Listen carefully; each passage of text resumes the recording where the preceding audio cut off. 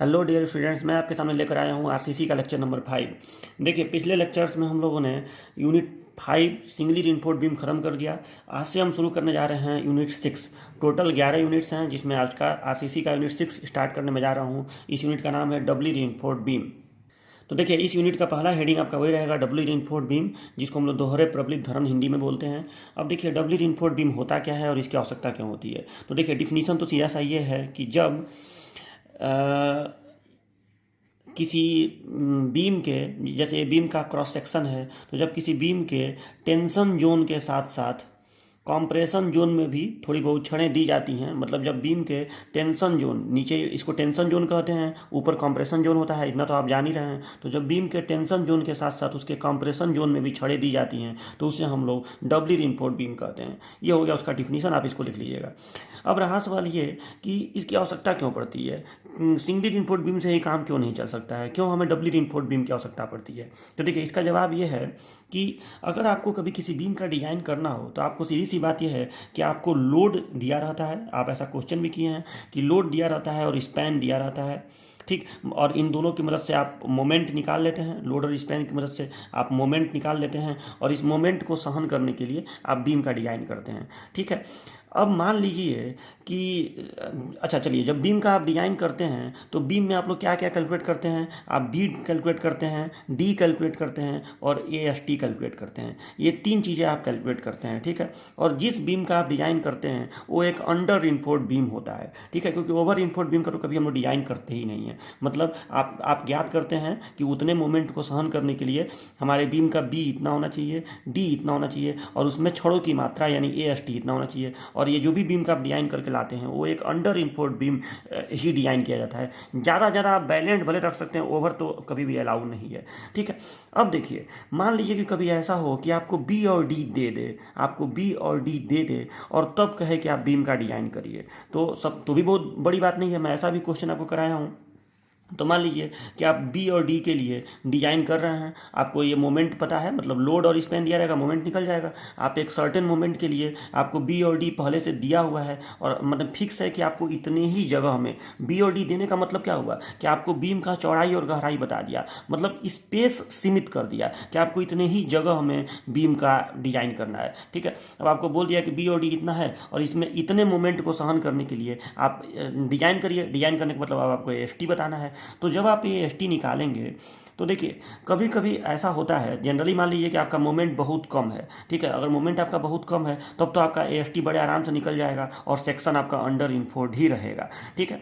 लेकिन मान लीजिए कि अगर मोमेंट बहुत ज़्यादा है, मोमेंट ज़्यादा मतलब वही लोड ज़्यादा है, तो कैसे भी करके अगर मोमेंट ज़्यादा है तब आपको एक दिए हुए बी और डी में ए एस टी निकालने को कहा जाए, तो अब उतने मोमेंट को सहन करने के लिए जब आप ए एस टी की मात्रा बढ़ाते जाएंगे बढ़ाते जाएंगे बढ़ाते जाएंगे, तो एक समय ऐसा आएगा कि आपका सेक्शन ओवर इन्फोर्ड हो जाएगा, क्योंकि एक सर्टेन वैल्यू से ज़्यादा ए एस टी अगर आप दे देंगे तो ये सेक्शन ओवर इन्फोर्ड हो जाएगा, और ओवर इन्फोर्ड सेक्शन की कभी अनुमति नहीं है। तो उस कंडीशन में हमें बीम के टेंशन जोन के साथ साथ कॉम्प्रेशन में भी छड़ें देनी पड़ती हैं, और यही होती है डबली रिइंफोर्स्ड बीम की आवश्यकता। तो अगर आपसे कोई पूछ दे कि requirement of Dabali reinforced beam या इसकी आवश्यकता क्यों पड़ती है, तो आप यही बताइएगा उसे, या यही लिखिएगा कि जब एक सीमित बी और डी में, मतलब एक दिए हुए बी और डी में हमें आवश्यक मोमेंट ऑफ रेजिस्टेंस सहन करवाना होता है, तो उस कंडीशन में बीम के टेंशन जोन के साथ साथ कंप्रेशन जोन में भी छड़ें देने की आवश्यकता पड़ जाती है, जिसे हम लोग डबली रिइंफोर्स्ड बीम कहते हैं, ठीक है। हमेशा नहीं पड़ेगा, अगर मोमेंट कम रहेगा। देखिए, अब थोड़ा सा इसको और मैं डीपली जाके आपको समझा रहा हूँ तो आपको और अच्छे से समझ में आएगा। जैसे मेरे कहने का मतलब ये है कि अगर मैं आपसे एक क्वेश्चन पूछूं, मैं सपोज दैट कि मैं आपसे एक क्वेश्चन पूछता हूं कि मैं आपको बी और डी दे दिया। मान लो कि मैं आपको एक बीम का बी और डी आपको बता दिया कि ये बी और डी इतना है, ठीक है। और मैं आपसे पूछूं कि बताओ इसके टेंशन जोन में अधिकतम कितना छड़ दिया जा सकता है। ठीक है, और दो क्वेश्चन मैं आपसे पूछ रहा हूँ। एक तो पूछ रहा हूँ कि बताओ इसके टेंशन जोन में अधिकतम कितना छड़ दिया जा सकता है, और दूसरा कि जब वो छड़ आप देंगे, वो अधिकतम छड़ आप देंगे टेंशन जोन में, तो उस समय उसका मोमेंट ऑफ रेजिस्टेंस कितना होगा। ये दो क्वेश्चन अगर मैं आपसे पूछूं तो आप इसका जवाब कैसे देंगे। ठीक है, और बदले में मैं आपको बता रहा हूँ, मैं आपको बी और डी दे रहा हूँ। ठीक है, अगर मैं आपको बी और डी बता दूँ और कहूँ कि इस बी और डी में मुझे बताओ कि कितना मैं अधिकतम छड़ दे सकता हूँ केवल टेंशन जोन में, और जितना छड़ मैं दे दूंगा तो जो सेक्शन बन के आएगा उसका मोमेंट ऑफ रेजिस्टेंस कितना होगा। तो ये बहुत ही आसान सा प्रॉब्लम है। अगर आपको बी और डी दिया है तो आप सीधा सा काम क्या करेंगे कि आप इसका मोमेंट ऑफ रेजिस्टेंस निकालेंगे। ठीक है, और कैसे निकालेंगे, तो पहले मैं आपको ये बता रहा हूँ कि आप कोई भी बीम अधिकतम कितना मोमेंट सहन कर सकता है। तो देखिए, आप अच्छी तरह से जान रहे हैं कि कोई भी बीम अधिकतम, सिंगली रिइंफोर्स्ड बीम की बात कर रहा हूँ, अधिकतम यू लिम के बराबर मोमेंट सहन कर सकता है। मतलब किसी भी बीम का अधिकतम मोमेंट ऑफ रेजिस्टेंस यू लिम ही हो सकता है, और जिसे हम लोग बैलेंस सेक्शन का मोमेंट ऑफ रेजिस्टेंस बोलते हैं। ठीक है, यू लिम। ठीक है, तो यही अधिकतम मोमेंट होगा। तो आप इसे कैसे निकालेंगे, तो आपको ये तो अभी पता नहीं है, ये तो नहीं पता है ना, ये तो आपको बताना है कि अधिकतम कितना हम लोग स्टील दे सकते हैं अधिकतम मोमेंट पाने के लिए। तो आप यू लिम कॉन्क्रीट वाले फार्मूला से निकाल लेंगे, क्योंकि आपको बी और डी पता है। आपको मैं ग्रेड भी बताऊंगा कि इसका ग्रेड कितना है और कौन सा स्टील लगाना है। कंक्रीट का भी ग्रेड और स्टील का ग्रेड भी बताऊंगा, और बी और डी बताऊंगा। तो आप यू लिम निकाल लेंगे। कैसे, तो यू लिम बराबर 0.36 F C K X U max upon D into 1 minus 0.42 X U max upon D into B D square. ठीक है, यानी R U B D square करके आप बड़े आराम से निकाल लेंगे यू लिम। यही यू लिम इसका अधिकतम मोमेंट ऑफ रेजिस्टेंस होगा, जितना ये सहन कर लेगा। और अब आपको तो ये पहला क्वेश्चन का जवाब हो गया कि अधिकतम, अगर बी और डी आपको पता हो, ग्रेड पता हो दोनों का, तो अधिकतम कोई बीम कितना मोमेंट सहन करेगा, तो उसका जवाब ये है। ठीक है, इससे ज़्यादा मोमेंट सहन वो नहीं कर सकता है। ठीक है, दूसरा बात ये कि अब आप कितना अधिकतम, हम इस बी और डी में अधिकतम कितना छड़ यहाँ दे सकते हैं, तो उसका जवाब ये है कि अब आप ये जो यू लिम निकला, यू लिम बराबर 0.87 F Y A S T into D into 1 minus 0.42 X U max upon D. ठीक है, अब इस फार्मूला का मतलब ये यू लिम हम कंक्रीट वाले की मदद से निकालेंगे, मतलब इस वाले फार्मूला से, और इस वाले फार्मूला को, ये जो यू लिम हमारा निकलेगा, इसको यहाँ रख देंगे, तो ये हमको अब पता चल गया मैक्सिमम मोमेंट ऑफ रेजिस्टेंस इतना है बीम का। ठीक है, इससे अधिक मोमेंट ऑफ रेजिस्टेंस नहीं हो सकता है, और is equal to 0.87 F Y A S T into D into 1 minus 0.42 X U max upon D. ठीक है, अब इसमें ए एस टी हम निकाल लेंगे, एस टी बराबर यू लिम बटे ये पूरा हो जाएगा जो भी बचेगा। तो ये ऐसे हम करके इसको निकाल लेंगे। जब ये वाला यू लिम हम निकालेंगे तो हमको ग्रेड पता रहेगा, एक्स यू मैक्स बटे डी आप जान ही रहे हैं, स्टील के ग्रेड पर डिपेंड करता है, 10.53 10.48 10.46 होता है। ठीक है, यहाँ भी एक्स यू मैक्स बटे डी है, यहाँ बी डी स्क्वायर में आपको दूंगा ही दूंगा। तो ये चीज़ हो गया, और जब इस फार्मूला का प्रयोग करेंगे तो ये तो निकल चुका है यू लिम, एफ वाई आपको पता ही रहेगा, डी मैं आपको दिया ही रहूँगा, एक्स यू मैक्स बटे डी ग्रेड पर डिपेंड करता है, तो आपको केवल एस टी निकालना है, वो निकल जाएगा। मतलब मैंने आपसे जो दोनों क्वेश्चन पूछा था कि अगर मैं बी और डी बता दूँ तो अधिकतम कितना इसका मोमेंट ऑफ रेजिस्टेंस होगा, तो उसका जवाब ये है। ठीक है, और अधिकतम कितना स्टील की छड़ है, तो उसका जवाब ये है। यहाँ से एस टी आप निकाल दीजिए, ये अधिकतम स्टील की छड़ होगी। ठीक है, इस एस टी को आप एस टी लिम भी बोल सकते हैं कि एस टी लिम। ठीक है, मतलब इससे लिम का मतलब लिमिटिंग, मतलब सीमांत वैल्यू, वो अंतिम वैल्यू है, उससे ज़्यादा आप स्टील की छड़ नहीं दे सकते हैं इस एक गिवन बी और डी में। ठीक है, हाँ, बी और डी अगर आप चेंज कर दें, थोड़ा बड़ा बी और डी कर दें, तो अब जाहिर सी बात है तब ये छड़ों की संख्या थोड़ी और अधिक हो सकती है, लेकिन एक गिवन बी और डी में इससे ज़्यादा छड़ आप नहीं दे सकते हैं, क्योंकि उससे ज़्यादा छड़ देंगे तो सेक्शन अब बैलेंस नहीं रह जाएगा, और वो सेक्शन ओवर इनपुट हो जाएगा, जो अलाउ नहीं है। अब एक बात बताइए, तो आपने ये सीखा कि अगर बी और डी आपको पता हो, अगर बी और डी आपको पता हो, ठीक है, और उसमें यू लिम से ज़्यादा मोमेंट ऑफ रेजिस्टेंस नहीं उत्पन्न हो सकता है अगर आप केवल यहाँ पे छड़ों का प्रयोग करें तब। ठीक है, यहाँ पे आपको एस टी लिम छड़ें प्रयोग करनी पड़ेंगी। अब ये बताइए कि अगर इससे भी ज़्यादा मोमेंट ऑफ रेजिस्टेंस, मान लो लोड ऐसा है कि इससे भी ज़्यादा मोमेंट ऑफ रेजिस्टेंस चाहिए ही चाहिए, ठीक है, मतलब इससे भी ज़्यादा मोमेंट बीम पर लगने वाला है, तब आप क्या करेंगे। अब यहाँ तो मजबूरी है कि छड़ नहीं लगा सकते हैं, तो अब उसका एक ही जवाब है कि आपको छड़ों को यहाँ देना पड़ेगा। ठीक है, मतलब डबली रिइंफोर्स्ड बीम तब प्रयोग करना पड़ता है जब किसी दिए हुए बीम के लिए जिसमें बी और डी दिया हो, जब applied moment M is greater than M u lim हो जाए। ये आपको जरूर समझ में आ गया होगा। थोड़ा सा और टेक्निकल लैंग्वेज में मैं बोलूँ तो जब अप्लाइड मोमेंट किसी बीम के एम यू लिम से ज़्यादा हो जाए, ठीक है, किसी सिंगली रिइंफोर्स्ड बीम का एम यू लिम से ज़्यादा हो जाए, मतलब जब वो सेक्शन बैलेंड हो, तब जो उसका मोमेंट ऑफ रेजिस्टेंस है उससे ज़्यादा हो जाए, तो आपको डबली रिइंफोर्स्ड बीम की आवश्यकता पड़ती है। ठीक है, तो ये होता है डबली रिइंफोर्स्ड बीम। तो आपको बिल्कुल ये समझ में आ गया होगा।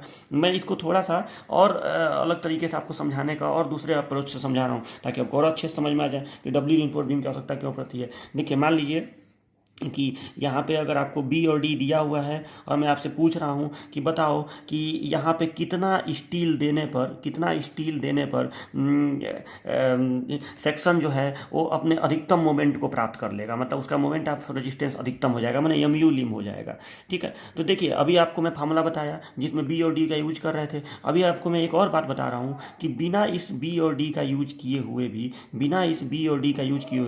केवल और केवल आपको इसका ग्रेड पता हो, केवल और केवल इसका ग्रेड पता हो ना, कंक्रीट का ग्रेड, और केवल इस स्टील का आपको ग्रेड, मैं स्टील का केवल ग्रेड की बात कर रहा हूँ, क्योंकि केवल आपको ग्रेड पता हो ना, तो आप बता देंगे कि कितना परसेंटेज स्टील यहाँ पे देने पर, चाहे आप कितना भी बीओडी रखें, अगर आपको केवल ग्रेड पता हो तो आप बता देंगे कि कितना परसेंटेज स्टील देने पर आपका एमयू लिम प्राप्त हो जाएगा, मोमेंट ऑफ रेजिस्टेंस। ठीक है, मान लो कि मैं बीओडी आपको नहीं दिया हूँ, आपको केवल कंक्रीट का ग्रेड बता दिया और स्टील का ग्रेड बता दिया, और कहूँ कि बताओ कितना परसेंटेज स्टील में अधिकतम इसमें दे सकता हूँ। उस परसेंटेज स्टील को हम लोग कहते हैं पीटी लिम।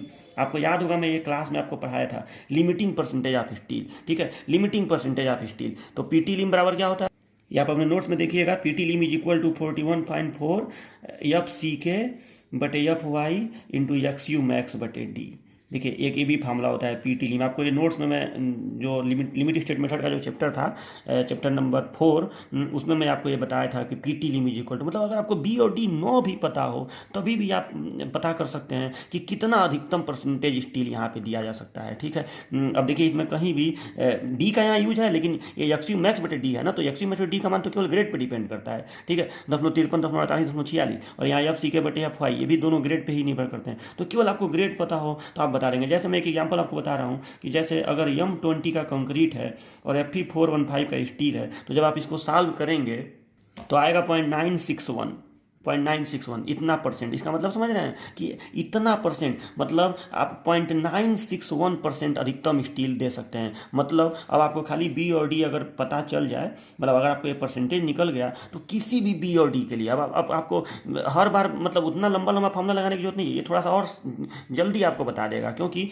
आप बार बार बी और डी में आपको दूंगा तो बार बार आप एम यू लिम निकालेंगे RU/BD स्क्वायर से, फिर एम यू लिम बराबर स्टील वाला फार्मूला लिखेंगे 0.87 FY/ST इंटू डी वाला, और फिर एस टी निकालेंगे, भाग देंगे एम यू लिम में, तो उतना भारी काम हो जाएगा। आप आसानी से अगर आपको पता करना है कि एक बी और डी में कितना अधिकतम स्टील की छड़ें नीचे दी जा सकती हैं, तो सीधे आप इस फार्मूला का प्रयोग करिए। इसमें भी एक दो थे तो आप याद भी रख सकते हैं कि M20 हो या Fe415 हो तो 0.961% होता है। ठीक है, आप रख के देखेंगे तो इतना आ जाएगा। तो यानी हमको ये पता चला कि अगर हमको मतलब यहाँ पे जो परसेंटेज स्टील हम देंगे ये 0.961% से ज़्यादा देंगे तो सेक्शन ओवर हो जाएगा, और इतना देंगे तो उसका मोमेंट ऑफ, वो सेक्शन बैलेंड होगा और उसका मोमेंट ऑफ रेजिस्टेंस एमयू लिम के बराबर आएगा। ठीक है, अब मैं पूछूं कि बताओ, मैं यहाँ परसेंटेज में नहीं बल्कि आपसे मिलीमीटर स्क्वायर में पूछूं कि कितना मिलीमीटर स्क्वायर आप स्टील दे सकते हैं अधिकतम, जिसको हम एसटी लिम बोलते हैं, तो ये बहुत सीधा सा जवाब है। अरे अगर आपको परसेंटेज पता है तो आप जानते हैं ना कि एसटी लिम बटे BD इंटू 100 बराबर पीटी लिम होगा, बराबर पीटी लिम, यही तो होगा। एस टी लिम बटे BD इंटू 100 बराबर पीटी लिम। तो अगर आपको पीटी लिम पता चल गया 0.961%, तो अब आप इससे सॉल्व नहीं कर लेंगे। ये बी और डी अगर मैं आपको बता दूं, या अगर बी और डी मैं आपको बता दूं, तो आप एस टी लिम नहीं निकाल लेंगे। खाली आपको इतना ही करना पड़ेगा कि ये जो परसेंटेज में है 0.961%, इसको आप 10 बना लीजिए, मतलब ये है परसेंटेज में तो 10 बनाने के लिए आपको 100 से भाग देना पड़ेगा, तो 0.00961 इतना हो जाएगा। इसमें खाली आप बी और डी का गुणा कर दीजिए, 0.00961 इंटू BD कर दीजिए, यही एस टी लिम हो जाएगा। मतलब आपको मिलीमीटर स्क्वायर में पता चल जाएगा कि एक दिए हुए बी और डी में अगर M20 और Fe415 हो और बी और डी आपको पता हो, तो आप इतना का खाली गुणा कर दीजिए, आपको पता चल जाएगा कि अधिकतम कितना स्टील का छड़ आप दे सकते हैं। इससे ज़्यादा छड़ देंगे, ये गुणा करने पर जो भी आएगा उससे ज़्यादा छड़ देंगे तो सेक्शन ओवर इनपुट हो जाएगा। ये M20 और Fe415 के लिए है। ग्रेड बदलेगा तो ये परसेंटेज बदल जाएगा। तो ये आपको समझ में आ गया होगा। तो बहुत तरीकों से मैं आपको बताया कि डब्ल्यू इनपुट बीम की आवश्यकता क्या होती है। तो आपने नोट्स में पहले डब्ल्यू इनपुट बीम की परिभाषा लिखिएगा और फिर लिखिएगा आवश्यक requirement of W input beam, और उसमें ये बात लिखिएगा कि जब बीम का बी और डी पता हो और उसका मोमेंट ऑफ रेजिस्टेंस यम्यू लिम से ज़्यादा रखना हो या ज़्यादा प्राप्त करना हो, तो उस समय टेंशन जोन में छड़ों की मात्रा एक सीमा से अधिक रखने पर सेक्शन ओवर इनपुट हो जाता है। अतः हमें कंप्रेशन जोन में भी छड़ें प्रदान करनी पड़ती हैं, जिसे हम लोग डब्ल्यू इनपुट बीम कहते हैं। बस इतनी सी बात है, ठीक है। तो ये बात याद रखिएगा कि हमें मैंने यम्यू लिम से ज़्यादा मोमेंट ऑफ रेजिस्टेंस प्राप्त करने के लिए हमें ऐसा करना पड़ता है। तो ये हो गया इसकी आवश्यकता। ये students, analysis of W input beam, ठीक है, ये हमें करना है, ठीक है। तो एनालिसिस का मतलब क्या हुआ है, डब्ल्यू इनपुट बीम का हमें विश्लेषण करना है। तो चलिए इसका विश्लेषण हम लोग करते हैं।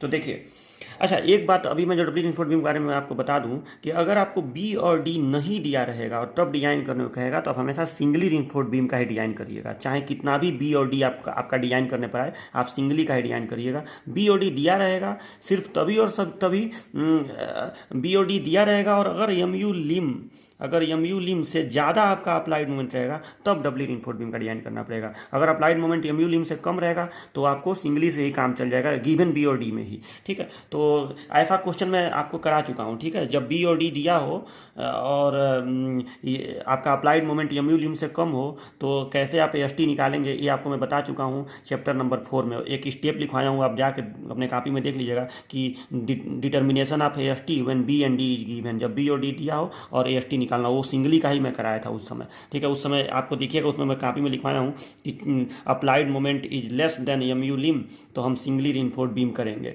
और जब applied moment is greater than M u lim तो हम डब्ल्यू इनपुट बीम करेंगे, ठीक है। तो ऐसे वहाँ पे मैं लिखवाया हूँ, तो आप इसको देख लीजिएगा। तो अब मैं वही बताने जा रहा हूँ कि अगर यम ग्रेटर देन यम्यू लिम हो तो आप कैसे डब्ल्यू इनपुट बीम का डिजाइन करेंगे। तो उसका पहले एनालिसिस देखिए, मतलब उसके बारे में समझिए कि क्या होता है। तो देखिए, तो अब देखिए डब्ल्यू इनपुट बीम, अब मान लीजिए कि इसमें आपको बी और डी तो दिया ही रहता है, तो हम चलो एक सेक्शन बना रहे हैं जिसमें आपको बी और डी दिया हो। चलो मान लो कि एक सेक्शन है और इसमें बी और डी दिया है, ठीक है। इसमें ये बी है और आपका इफेक्टिव डेप्थ, यहाँ से यहाँ छड़े लगाऊंगा मैं। अभी रुक जाइए, छड़े मैं थोड़ा बाद में दिखाऊंगा, अभी थोड़ा सा मुझे काम कर दिखाना है आपको, तब मैं बता रहा हूँ, ठीक है। यहाँ पे मैं छड़े लगाऊंगा तो ये इफेक्टिव डेप्थ हो जाएगा, ठीक है। अब देखिए, मैं ये बोल रहा हूँ कि अगर ये कोई डबली रिइंफोर्स्ड सेक्शन हो, मतलब इसमें यहाँ भी छड़ें लगाई गई हों, यहाँ भी छड़ें लगाई गई हों, तो उसका मतलब क्या हुआ, मैं उसका मतलब आपको समझाना चाह रहा हूँ। तो ये देखिए, ये तो श्योर है ना कि डबली रिइंफोर्स्ड बीम सिर्फ तभी और तभी बनाना पड़ता है जब उसी बीम में जितना आपका बी और डी है, जितना बी और डी है, ठीक है। यहाँ मान लो बी है और ये आपका डी है, ठीक है। दोबारा लिखने की जरूरत नहीं है। उस बी और डी में अगर AST लिम के बराबर छड़ें देने के बाद भी वो आवश्यक मोमेंट ऑफ रेजिस्टेंस उत्पन्न नहीं कर रहा है, तभी तो हमें छड़ें देनी पड़ती हैं। यानी जो ये डबली रिइंफोर्स्ड सेक्शन है, ये कहीं ना कहीं एक सिंगली रिइंफोर्स्ड बीम, अब मान लो कि यहाँ पे मैं ऐसे 3 छड़ लगा रहा हूँ, ठीक है। ऐसे मैं 3 छड़ लगा रहा हूँ और सपोज डेट कि ये 3 छड़ें किसी भी व्यास का और किसी भी उससे नहीं मतलब है। मान लो कि ये 3 छड़ें लगाने पर इस बी और डी के लिए हमें AST लिम प्राप्त हो गया, मतलब इनका एरिया जो है AST लिम के बराबर हो। सपोज डेट कि इस बी और डी में इतना मात्रा में हम छड़ें लगा रहे हैं, मतलब इनका एरिया AST लिम के बराबर है। मतलब ये जो सेक्शन है ये बैलेंस सेक्शन हो गया, यानी इसका मोमेंट ऑफ रेजिस्टेंस यम्यू लिम होगा। मैं इसको लिख रहा हूँ सेक्शन 1, ठीक है। ये सेक्शन 1 है, सेक्शन 1। इसमें AST कितना है, AST लिम के बराबर है। इसमें जो AST है वो AST लिम के बराबर है, AST लिम के बराबर AST है इसमें, ठीक है।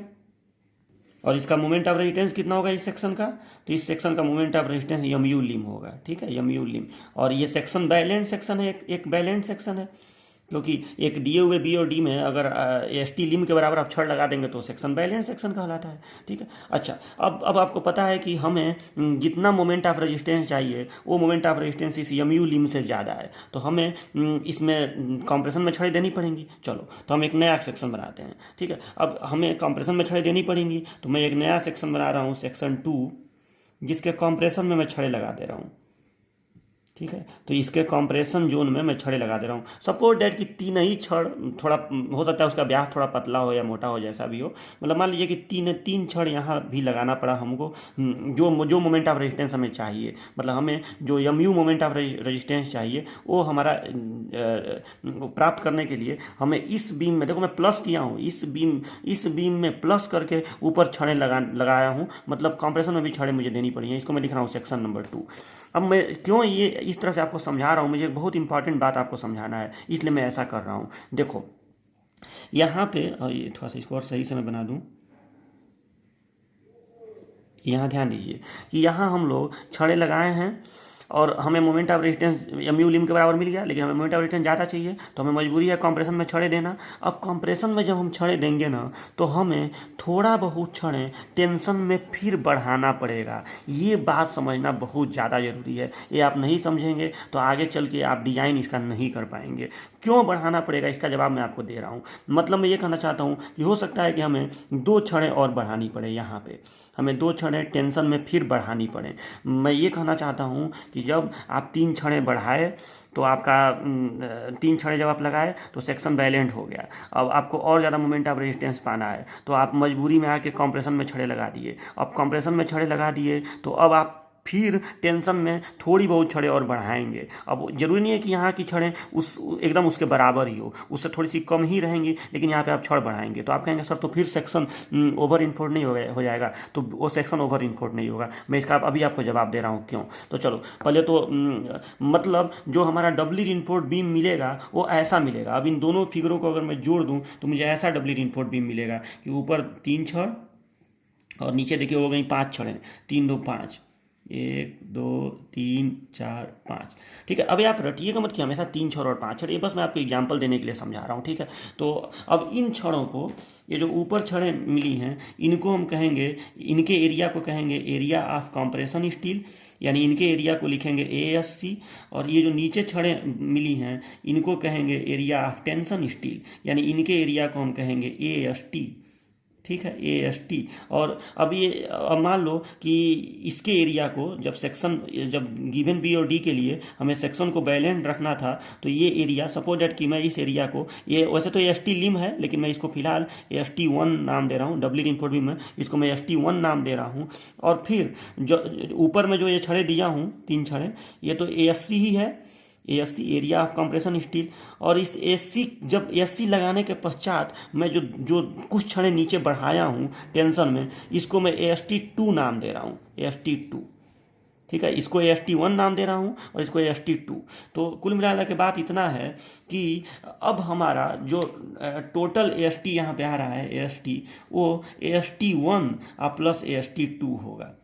अब आपको थोड़ा बहुत कन्फ्यूजन हो रहा होगा कि सर आप इस तरह से मतलब क्या बोल रहे हैं कि पहले आप डायरेक्ट यहाँ पे छड़ नहीं बढ़ाए हैं, ऊपर छड़ बढ़ाए हैं तो नीचे भी थोड़ा बहुत छड़ बढ़ा दिए हैं, क्या इससे सेक्शन ओवर इन्फोर्स्ड नहीं हो जाएगा, और क्यों बढ़ाए हैं, आपके दिमाग में ये सब क्वेश्चन आ रहा होगा। तो देखिए मैं आपको इसका जवाब दे रहा हूँ।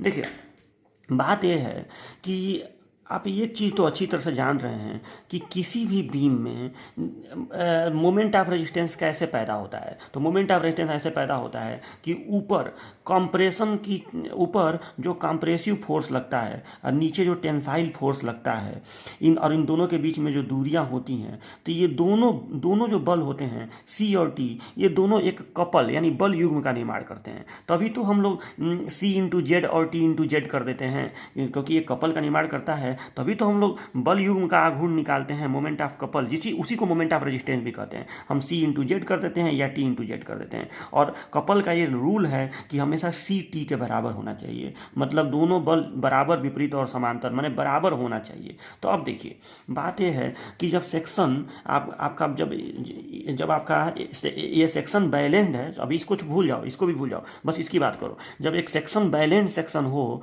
तो उस कंडीशन में जितना बल बल इन स्टील के छड़ों पर लगेगा, जितना टेंसाइल फोर्स इन स्टील के छड़ों पर लगेगा उतना ही कॉम्प्रेसिव फोर्स ये कंक्रीट भी सहन करेगा। ठीक है, ये रूल है, सीधी सी बात है कि सी टी के बराबर होना चाहिए, कपल के बराबर होना चाहिए। और इसी सी और टी के मदद से जब आप मोमेंट आप जब बल यू का आघूर्ण निकालेंगे उसी को हम कहेंगे यमयू लिम। वही जो आप आघूर्ण निकालेंगे सी इंटू जेड करेंगे चाहे टी इंटू जेड करेंगे इस पर लगने वाला और इस कंक्रीट पर लगने वाला, तो जो आघूर्ण निकलेगा वही यमयू लिम कहलाएगा। सीधी सी बात है। अब एक बात सोचिए कि अगर आप यहाँ पे स्टील की छड़ें बढ़ा दिए तो कहीं ना कहीं अब ऊपर इस पे जो फोर्स लगेगा वो लगेगा तो कंप्रेसिव फोर्स ही। तो पहले केवल इतना इतना जो कंक्रीट था वो कंप्रेसिव फोर्स सहन कर रहा था, अब उस कंप्रेसिव फोर्स में आप स्टील के छड़ों की मात्रा को बढ़ा दिए। तो ये बताइए अब इतने दूर का है, अब जो ये कंप्रेशन जोन है, अब इस कंप्रेशन जोन का जो कंप्रेसिव फोर्स होगा वो ज़्यादा हो जाएगा कि नहीं इसकी तुलना में? बताइए, इसकी तुलना में ये ज़्यादा हो जाएगा कि नहीं? तो अगर ये और ज़्यादा हो गया और नीचे अगर आप छड़ उतना ही रख दिए तो ऊपर का जो कंप्रेसिव फोर्स होगा कंक्रीट का तो पहले से है, और ये जो स्टील की छड़ें हैं उनका जो कंप्रेसिव फोर्स आएगा वो कहीं ना कहीं नीचे के कंप्रेसिव टेंसाइल फोर्स से ज़्यादा हो जाएगा कि नहीं? अगर मैं इसके फोर्स को सी डैश लिखूँ तो सी डैश टी से ज़्यादा हो जाएगा कि नहीं, क्योंकि इसका तो टी ही है। तो ये नहीं आपको रखना है। तो फिर से हम लोग क्या करेंगे कि हम लोग उतना भर का स्टील यहाँ बढ़ाएंगे ताकि इन छड़ों का जो टेंसाइल फोर्स है, मतलब मान लो कि इनका T1 है और इनका टेंसाइल फोर्स T2 है, तो ये T1 और T2 मिल के ऊपर वाले के कंप्रेसिव फोर्स मैंने ऊपर का जो पहले कंक्रीट था और कंक्रीट में जो स्टील ऐड किया गया है तो जो टोटल कंप्रेसिव फोर्स मिला है उसके बराबर हो जाए।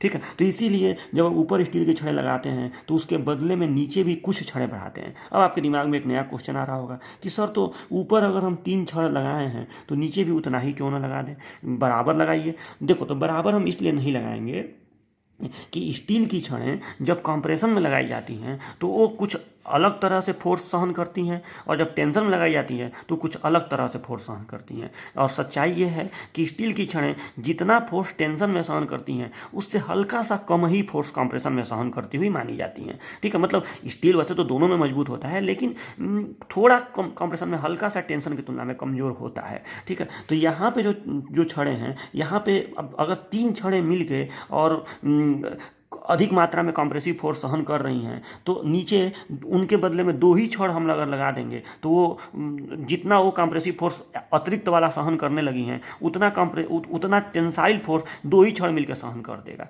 इसीलिए ये जरूरी नहीं है कि जितना छड़ वहाँ बढ़ेगा उतना ही छड़ यहाँ बढ़ेगा। ठीक है, उससे थोड़ा सा कम ही छड़ यहाँ बढ़ेगा, क्योंकि ऊपर वाली जो छड़ें हैं वो कंप्रेसिव फोर्स जिस हिसाब से सहन करती हैं उसके तुलना में स्टील जो है टेंसाइल फोर्स उससे ज़्यादा सहन कर लेता है। ठीक है, तो हमें तो फोर्स को इक्वल करना है ना, तो यहाँ पे कम ही स्टील की छड़ लगा देने पर ऊपर का फोर्स इक्वल हो जा रहा है, तो इसलिए थोड़ा कम ही छड़ लगाने पर ये काम हो जाएगा। अब तो ये दोनों जब सेक्शन मिल जाएगा तो ये आपका डबली रीइंफोर्स सेक्शन बनेगा। यानी मैं इसलिए समझाना चाह रहा हूँ कि जब आप डिजाइन करेंगे तो इसका जरूरत आपको पड़ेगा। यानी कोई भी डबली रीइंफोर्स बीम अगर आपको दिखे, अगर कोई भी डबली रीइंफोर्स बीम आपको दिखे, मान लीजिए ऊपर 2 छड़ दिख रहा है और नीचे 4 छड़ दिख रहा है, ठीक है, तो इसका मतलब आप समझ लीजिए, मान लीजिए कि ये AST है और ये ASC है, तो इसका मतलब सीधा सा आप समझ लीजिए कि इस AST में दो ठे AST है, एक AST1 है और एक AST2 है।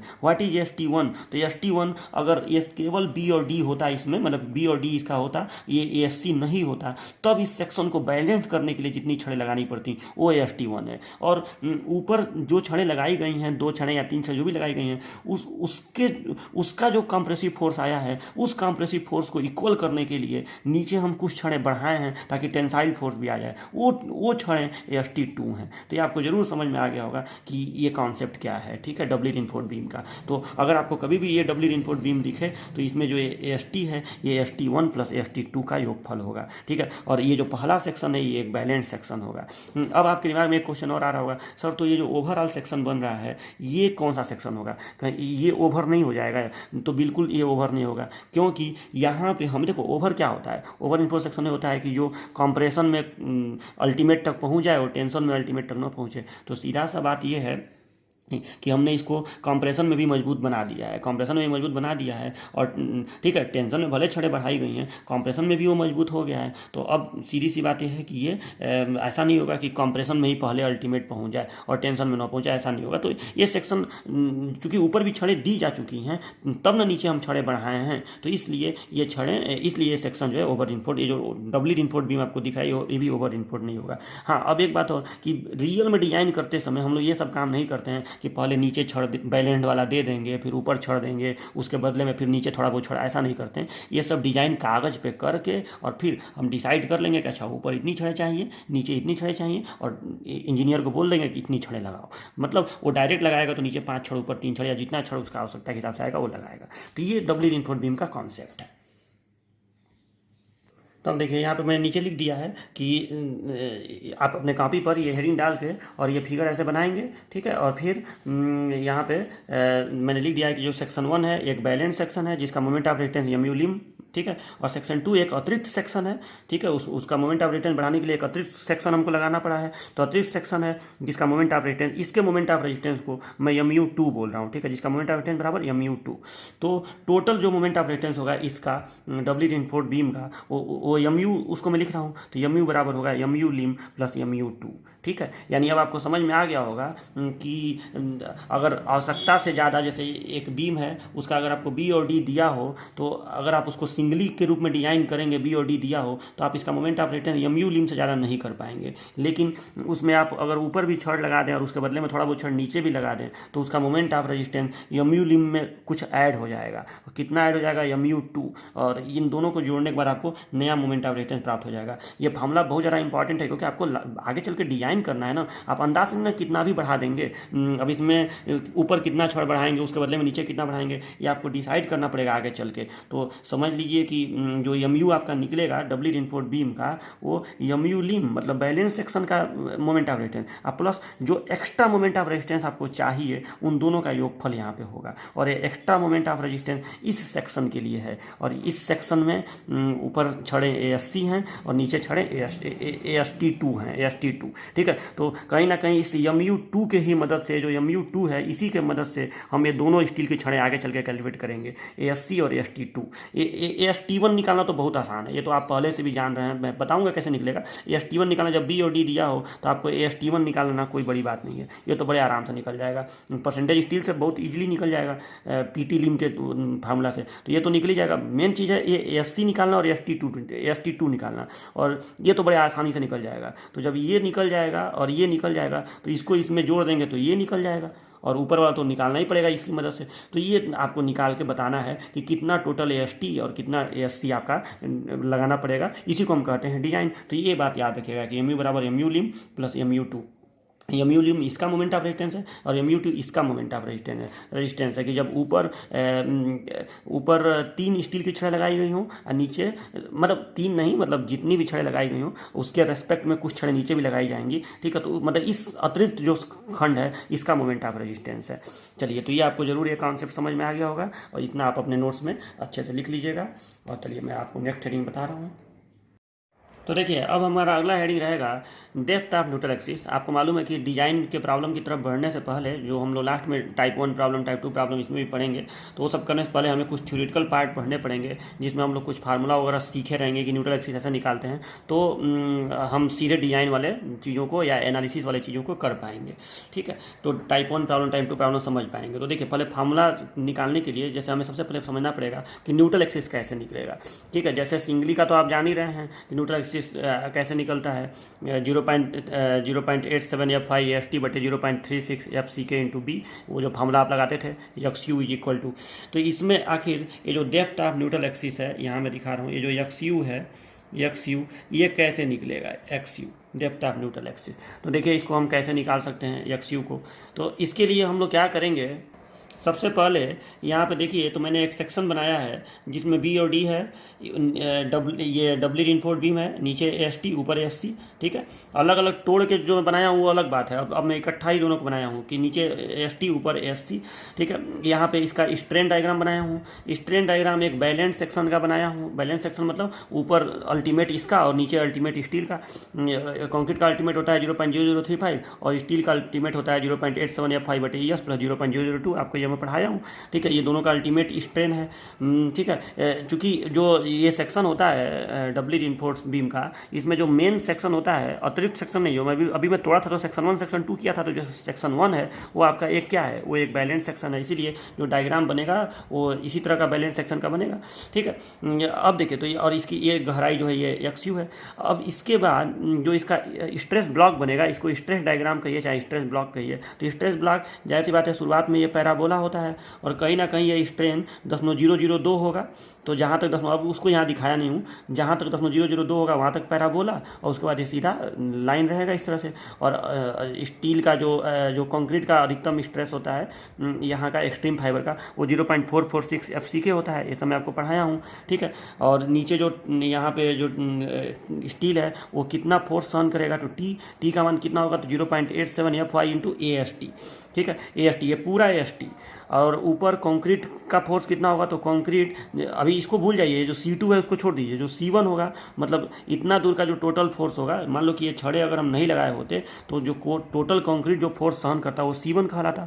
और C1 का फार्मूला आपको मालूम है, यहाँ लिखा नहीं हूँ। C1 आप जान ही रहे कितना होता है, 0.36 FCK 0.36 FCK इंटू बी, ये होता है ना C1, 0.36 FCK B into XU, ये C1 होता है। 0.36 FCK B इंटू XU, तो ये C1 का मान होता है। और C1 कहाँ पे काम करता है, तो ऊपर से 0.42 XU पे काम करता है, वही मैं दिखाया हूँ C1 का, ठीक है। अच्छा, अब इसमें C2 क्या है, तो देखो हम डबली रिइंफोर्स्ड बीम में हम ऊपर भी तो छड़े लगाते हैं यहाँ पे, तो कुछ ना कुछ फोर्स ये छड़े भी सहन करेंगी, तो जितना फोर्स छड़े सहन करेंगी उसको मैं यहाँ पे C2 से दिखाया हूँ, ठीक है। अब C2 का मान कितना होगा मैं आपको बाद में चल के बताऊँगा कि C2 का मान कितना होगा, ठीक है। और C2 का ऊपर से दूरी कितना होगा, तो यहाँ पे जो ये छड़ें लगाई गई हैं, मान लो कि ये D' इफेक्टिव कवर पे लगाई गई हैं, इसको मैं यहाँ दिखाया हूँ। मान लो इन छड़ों का इफेक्टिव कवर जो है D' है ऊपर वाले छड़ों का, तो ये ऊपर से D' पे लगेगा। अरे सेंटर पे ही नहीं ये फोर्स काम करेगा, केवल यहाँ पे छड़ों पे, ठीक है।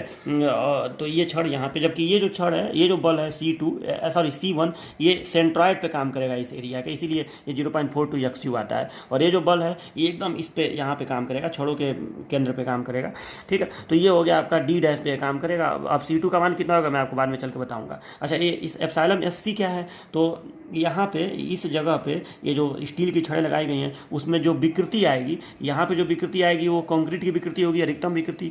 उसके बाद इन छड़ों के लेवल पे कुछ ना कुछ विकृति आएगी, वो विकृति एप्सिलॉन SC कहलाएगी, जो इससे हल्की सी कम होगी, ठीक है। आप इसको यहाँ का स्टील के छड़ों का भी कह सकते हैं या यहाँ के कंक्रीट का भी कह सकते हैं। हालांकि ये जो डायग्राम है ये कंक्रीट के लिए बनाया गया है, लेकिन जो विकृति कंक्रीट में आएगी, जितना कंक्रीट दबेगा उतना ही स्टील की छड़ें भी इस जगह की दबेंगी, तो इसीलिए इसको इसी डायग्राम में दिखा दिया गया है कि ये एप्सिलॉन SC है।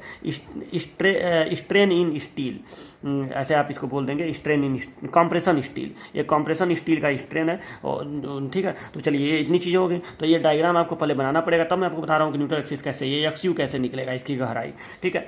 और ये सारा चीज़ आपको लिखना भी पड़ेगा कि व्हाट इज बी, तो बी विड्थ ऑफ बीम आप लिखिएगा, B width of beam, D depth of beam, D' को क्या लिखेंगे, effective cover of compression steel, इनका effective cover of compression steel.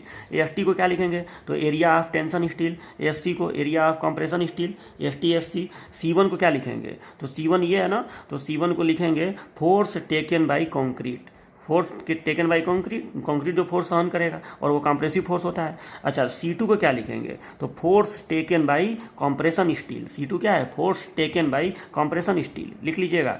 T को क्या लिखेंगे, force taken by tension steel, ठीक है, force taken by tension steel जो फोर्स सहन करेगा। अच्छा, एप्सिलॉन SC को क्या लिखेंगे, तो स्ट्रेन इन कंप्रेशन स्टील, ठीक है। FY को क्या लिखेंगे, तो FY क्या है, स्ट्रेस, यील्ड स्ट्रेस है, तो yield stress in tension steel, ठीक है, yield stress in tension steel है। अच्छा, एफ एस सी को क्या लिखेंगे, एफ एस सी को, तो एफ एस सी को आप लिखेंगे। अब देखिए ये एफ एस सी और एफ सी सी ये दो नए टर्म है जो उसको फिगर में नहीं दिखाया गया, मैं अभी बता रहा हूँ ये क्या है। एफ एस सी, अब देखिए कुछ ना कुछ स्ट्रेस ये छड़ें भी सहन करेंगी कि नहीं, कंप्रेशन स्टील की जो छड़ें हैं इन छड़ों में भी कुछ स्ट्रेस आएगा कि नहीं, तो जो स्ट्रेस इनमें आएगा उसको हम एफ एस सी बोलेंगे। तो ये हो जाएगा stress in compression steel, stress in compression steel, F S C हो जाएगा। और एफ सी सी क्या हो जाएगा, तो देखिए एफ सी सी जो है यहाँ पे जो इस स्टील के जगह पे जो कंक्रीट है, मतलब जब ये स्टील अगर यहाँ पे स्टील की छड़ें लगाई गई हैं तो इसके आसपास में इसके चारों ओर या इसी जगह पर जो कंक्रीट था या अभी भी इस लेवल पे यहाँ पे इस जगह पे जो कंक्रीट है उनमें जो स्ट्रेस आएगा उसको हम कहेंगे एफ सी सी। और आपको जाहिर सी बात है कंक्रीट स्टील की तुलना में कम स्ट्रेस लेता है।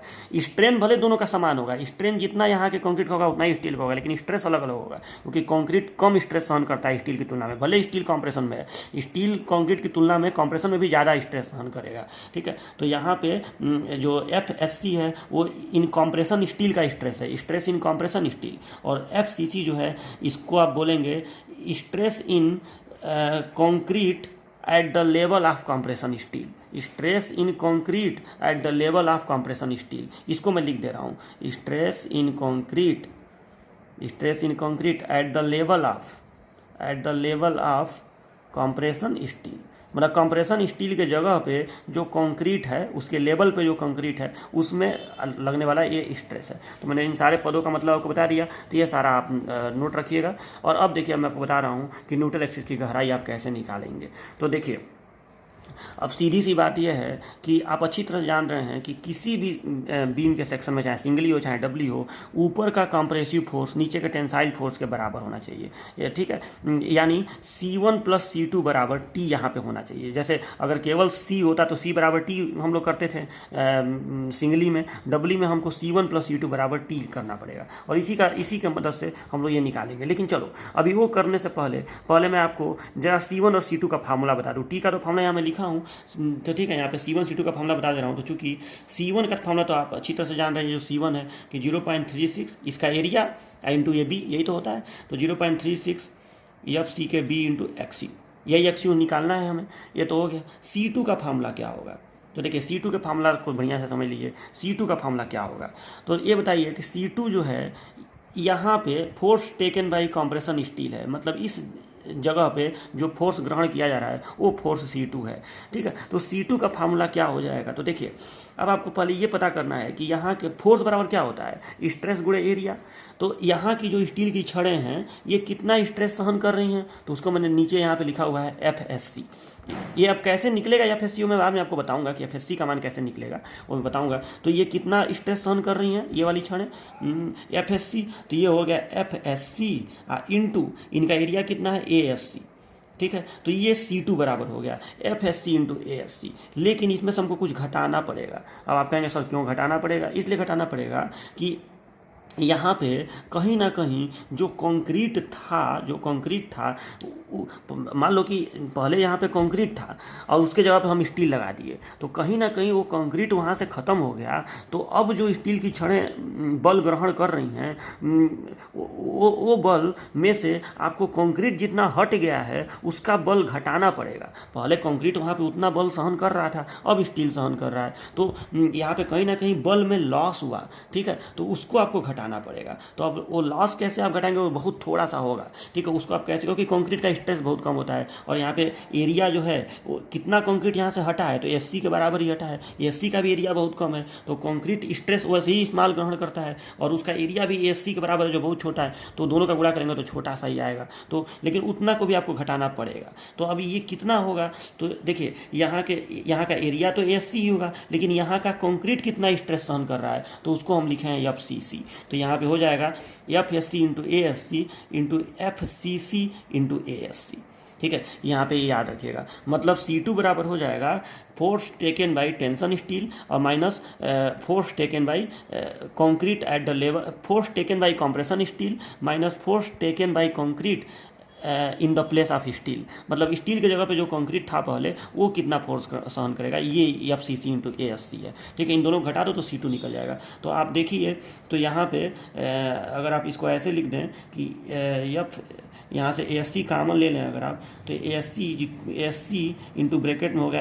F S C minus F C C. अब देखिए, चूँकि ये एफ सी सी बहुत ज़्यादा नगण्य होता है, एफ एस सी की तुलना में बहुत कम होता है। ठीक है, ये बहुत कम होता है F C C F S C की तुलना में। चूँकि हम यहाँ लिखेंगे, चूँकि यहाँ पर यहाँ नाव लिख दे रहे हैं, नाव, चूँकि ये जो एफ सी सी है ये बहुत छोटा होता है एफ एस सी की तुलना में, इसलिए इसको हम जीरो मान लेंगे, इसको जीरो मान लेंगे। ठीक है, तो एफ सी सी को हम जीरो, लगभग जीरो मान लेंगे। तो जीरो मान लेंगे तो C2 बराबर आ जाएगा, इसलिए C2 बराबर हमारा आ जाएगा कितना, एफ, ये जीरो हो गया तो F S C into A S C, F S C into A S C, मतलब केवल यही वाला आ गया, यही वाला। ठीक है, अब ये वाला पद खत्म हो जाएगा। लेकिन समझाना उसको है, थोड़ा सा आपको ये समझाना जरूरी है कि रियलिटी में फॉर्मूला ये होगा, लेकिन C2 बराबर F S C into A S C ही हम प्रयोग करेंगे, क्योंकि वो बहुत ज़्यादा कम होता है।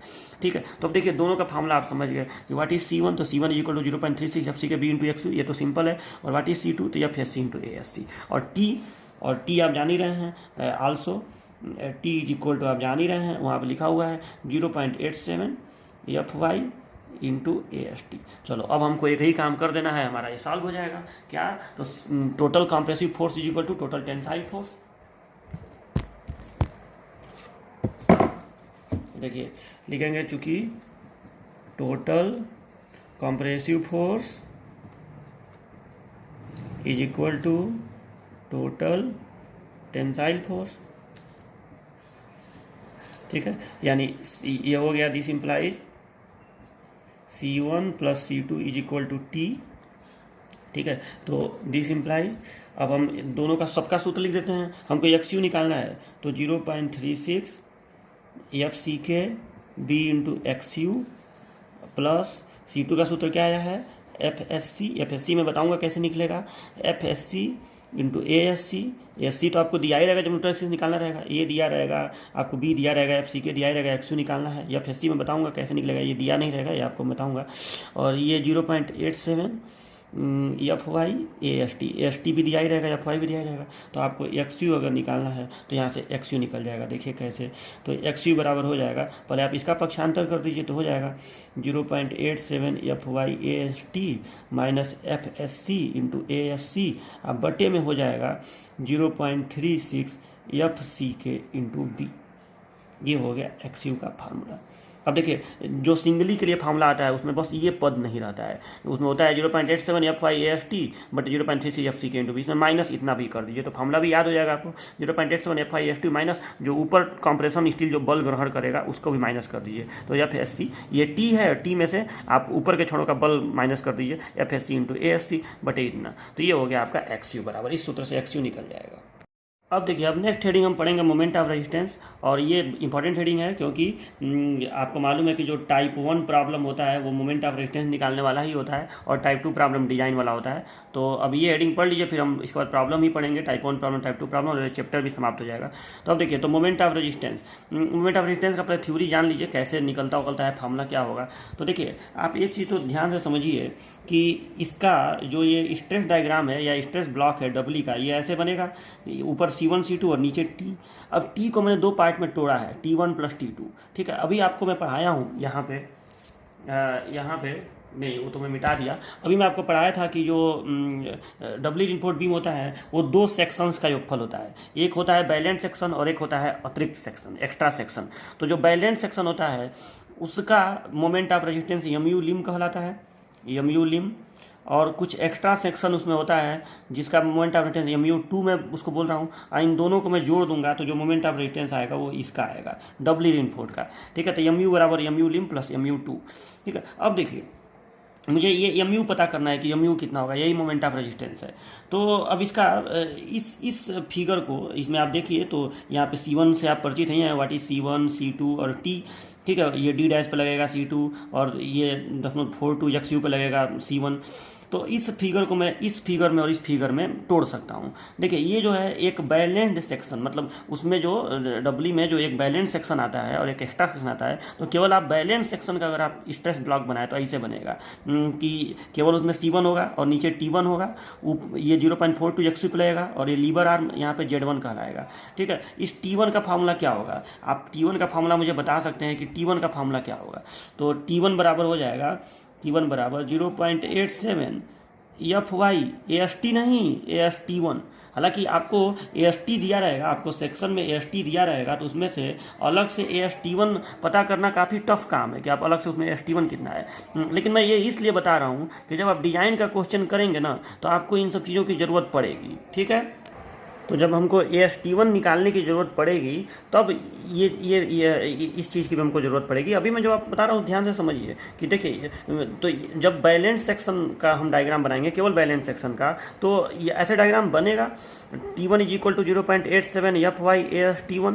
ठीक है, क्योंकि अभी बैलेंस सेक्शन में तो केवल AST1 ही प्रयोग होता है। अच्छा, उसी तरह से अगर मैं केवल वो जो एक्स्ट्रा सेक्शन बनाया था उसका मैं केवल अगर स्ट्रेस डायग्राम बनाऊं तो उसमें आपको क्या दिख रहा है, उसमें ऊपर छड़ें बढ़ाई जाती हैं, ऊपर छड़ें बढ़ाई जाती हैं जिसको AST2 बोलते हैं, ASC बोलते हैं, ASC। तो ASC छड़ें बढ़ाई जाती हैं, तो वो जो फोर्स सहन करती हैं वो उनको हम लोग C2 बोलते हैं। और उनके बदले में फिर नीचे हम कुछ छड़ें बढ़ाते हैं, तो वो जो फोर्स सहन करती हैं उनको हम T2 मान लीजिए बोल रहे हैं। तो यहाँ पे T2 का फार्मूला हो जाएगा T2 is equal to 0.87, second, देखिए T2 इज इक्वल टू हो जाएगा 0.87 FY AST2। ठीक है, AST2 हो जाएगा। और यहाँ पे बाकी कोई ये ब्लॉक व्लॉक नहीं बनेगा, क्योंकि अतिरिक्त सेक्शन जो था, अतिरिक्त सेक्शन, उसमें केवल छड़ें थी ऊपर और नीचे छड़ें थी। कंक्रीट उसमें नहीं कंसीडर किया जाएगा। कंक्रीट को तो हम इधर ही कंसीडर कर लिए हैं बैलेंस सेक्शन वाले में कि कंक्रीट हमारा C1 फोर्स सहन करेगा। उसमें केवल हम स्टील बढ़ाए हैं, ऊपर और नीचे स्टील बढ़ाए हैं। तो ये C2 हो गया और ये T2 हो गया। C2 बस एक जगह ऐसे लगेगा और इसका मान आपको मैं बतेबे क्या हूँ कैसे निकलेगा, और T2 का मान यहाँ बता रहा हूँ। ठीक है, तो ऐसे आपका C2 और T2 निकलेगा, ऐसे C1 और T1 निकलेगा। अब रास वाली है कि देखो मोमेंट ऑफ रेजिस्टेंस निकालने में आपको सच पूछिए तो यह T1 T2 निकालने की जरूरत नहीं पड़ेगी, क्योंकि AST में कितना AST1 है और कितना AST2 है ये पता करना काफ़ी टफ काम है। तो इसलिए आपको इसकी ज़रूरत नहीं पड़ेगी। मैं पहले बता रहा हूँ, आपका जो मोमेंट ऑफ रेजिस्टेंस है वो केवल कंक्रीट की मदद से बहुत आसानी से निकल जाएगा। ठीक है, केवल कंक्रीट की मदद से। देखिए कैसे ये मोमेंट ऑफ रेजिस्टेंस निकल जाएगा। स्टील की मदद से निकालेंगे तो थोड़ा सा टफ पड़ेगा, स्टील की मदद से भी निकल जाएगा, लेकिन आप कंक्रीट की मदद से निकालिएगा। जनरली कंक्रीट की मदद से अगर मोमेंट ऑफ रेजिस्टेंस निकालने को आएगा तो आप कंक्रीट की मदद से ही निकालिएगा, बहुत आसानी से ये निकल जाएगा। तो देखिए अब मैं बता रहा हूँ कि कैसे ये मोमेंट ऑफ रेजिस्टेंस निकलेगा। तो देखिए हम मोमेंट ऑफ रेजिस्टेंस कैसे निकालने जा रहा हूँ। यहाँ पे भी Z1 Z2 लिख दिया हूँ। यहाँ पे T का जो मान होगा, ये जो T है 0.87 FY AST होगा, और T बराबर T1 प्लस T2 है। T1 का मान यहाँ पे AST1 की मदद से निकलेगा और T2 का मान AST2 की मदद से निकलेगा। AST बराबर AST1 प्लस AST2। ठीक है, लेकिन हमको इस नीचे वाले फार्मूला की जरूरत नहीं पड़ेगी। मैं बता रहा हूँ कैसे, हम केवल ऊपर कंक्रीट वाले की मदद से निकाल लेंगे। तो देखिए कैसे निकालेंगे, तो आपको मालूम है कि मोमेंट ऑफ रेजिस्टेंस होगा, मोमेंट ऑफ रेजिस्टेंस mu बराबर,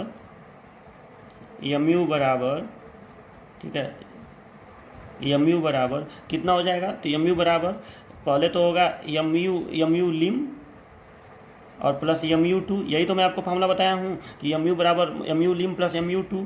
तो देखिए mu लिम का मान क्या होगा, कंक्रीट की मदद से केवल बताइएगा, स्टील का छोड़िए। स्टील में क्योंकि AST1 AST2 चाहिए तो उसको छोड़िए, तो कंक्रीट की मदद से क्या निकलेगा। तो यहाँ पे ये बल C1 है और इन दोनों बलों के बीच की दूरी Z1 है, तो C1 इंटू Z1 हो जाएगा। तो देखिए C1 इंटू Z1, यही तो mu लिम हुआ। इस सेक्शन का जो मोमेंट ऑफ रेजिस्टेंस है वही तो mu लिम है बैलेंस सेक्शन का, तो C1 इंटू Z1 हुआ। ठीक है, अगर आप इसके मदद से निकालते तो T1 इंटू Z1 करना पड़ता, लेकिन T1 में चूंकि इसकी ज़रूरत है और ये निकालना भारी काम है AST1। अब AST में कितना AST1 है वो पता करना भारी काम है, तो इसलिए हम C1 इंटू Z1 कर देंगे, बाहर निकल जाएगा। अच्छा, उसी तरह से mu2 क्या है, व्हाट इज mu2, तो mu2 है जो एक्स्ट्रा सेक्शन है उसका मोमेंट ऑफ रेजिस्टेंस। तो अब एक्स्ट्रा सेक्शन का डायग्राम यही ना है, तो इसमें कंक्रीट की मदद से कितना हो जाएगा, तो C2 इंटू Z2 बल C2 है और यहाँ पे लीवर आर्म Z2 है। ठीक है, तो ये हो गया C2 इंटू Z2।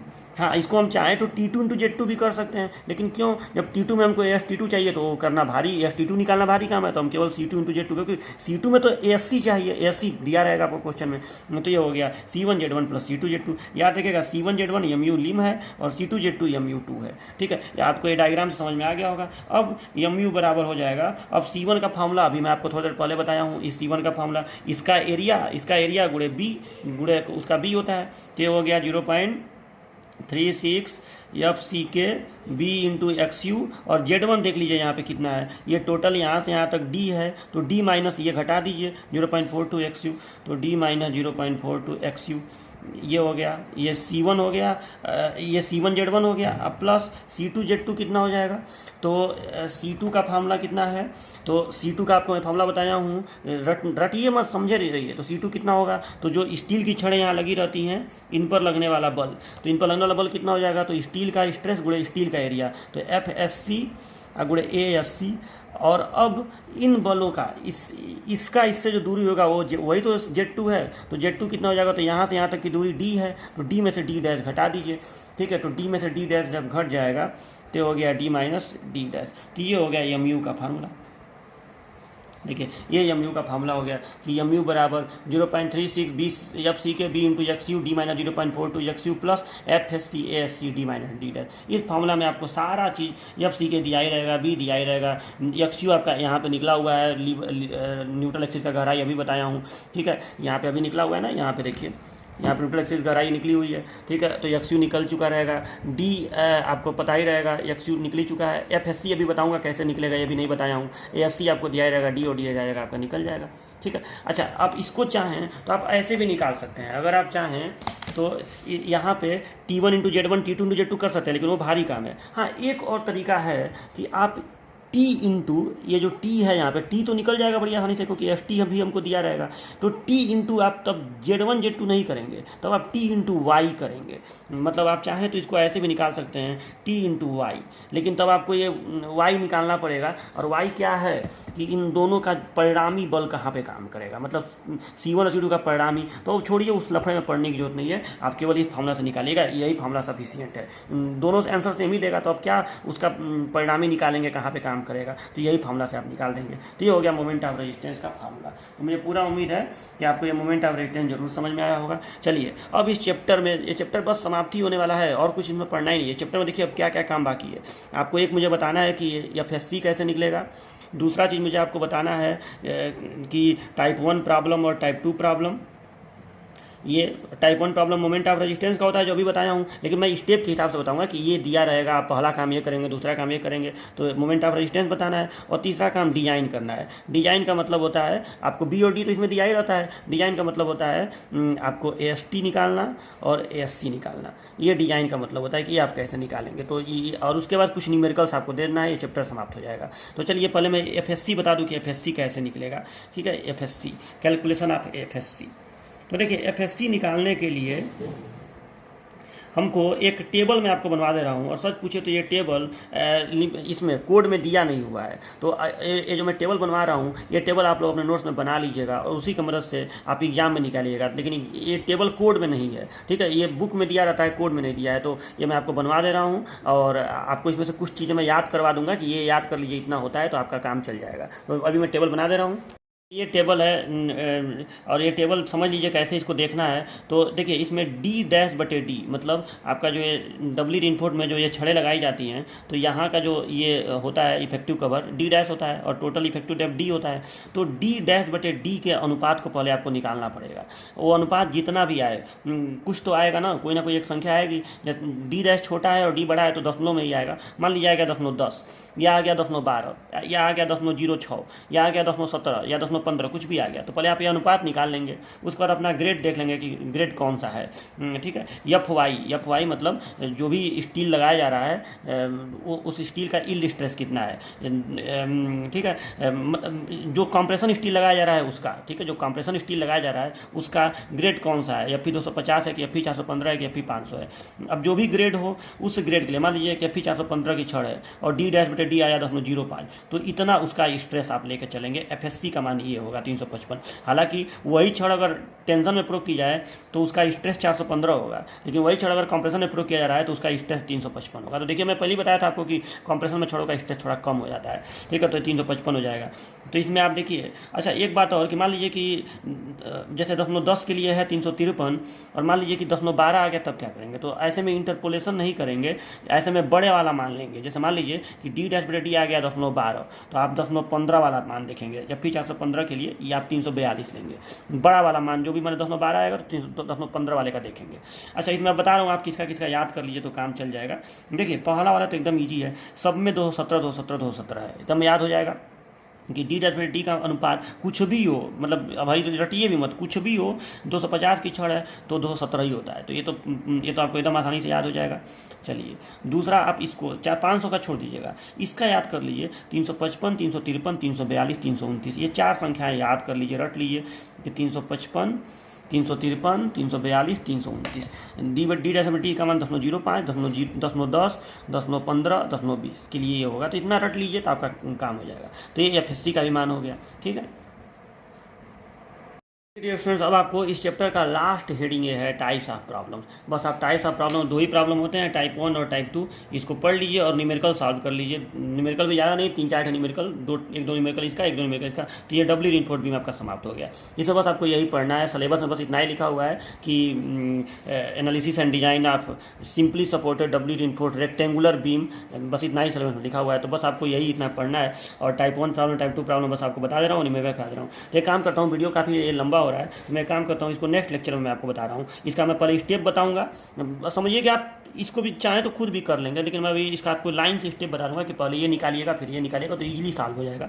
और फिर आपको कुछ न्यूमेरिकल दे दूंगा और उसको बता भी दूंगा, तो आपका ये हो गया। अब आप एक काम करिएगा, जब इस वीडियो को देखकर पूरा नोट्स बनाइएगा और वीडियो को 2 बार कम से कम देखिएगा। 2 बार देखेंगे तो आपको बहुत सारा जो कॉन्सेप्ट है, जो कन्फ्यूजन होगा, वो आपका मिट जाएगा। तो चलिए मिलते हैं नेक्स्ट लेक्चर में, और मैं जस्ट यहीं से शुरू करूँगा टाइप ऑफ प्रॉब्लम, ठीक है। और रिवाइज करके रखिएगा पुरानी बातें, ताकि मुझे पुराना ज़्यादा रिवाइज आपको बताना नहीं पड़े। ओके, तो मिलते हैं नेक्स्ट लेक्चर में, तब तक के लिए बाय बाय।